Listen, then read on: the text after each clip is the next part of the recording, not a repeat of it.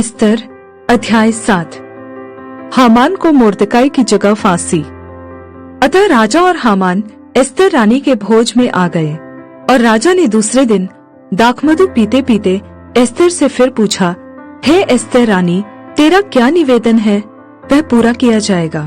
और तू क्या मांगती है? मांग, और आधा राज्य तक तुझे दिया जाएगा।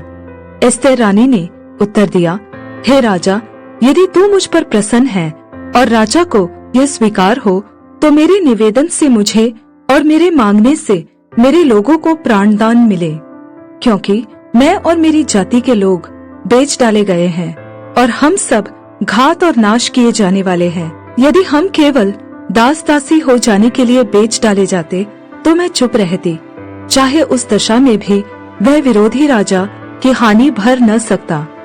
तब राजा शयर्श ने एस्तर रानी से पूछा, वह कौन है और कहाँ है जिसने ऐसा करने की मनसा की है? एस्तर ने उत्तर दिया, वह विरोधी और शत्रु यही दुष्ट हामान है। तब हामान राजा रानी के सामने भयभीत हो गया।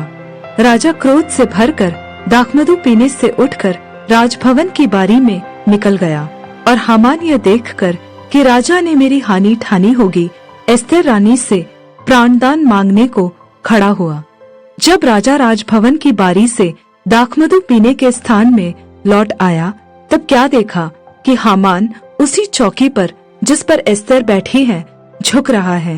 और राजा ने कहा, क्या यह घर ही में मेरे सामने ही रानी से बरबस करना चाहता है?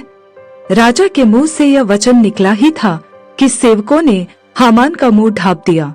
तब राजा के सामने उपस्थित रहने वाले खोजों में से हरबोना नाम एक ने राजा से कहा, हामान के यहाँ 50 हाथ ऊंचा फांसी का एक खंबा खड़ा है, जो उसने मोर्दकाई के लिए बनवाया है, जिसने राजा के हित की बात कही थी।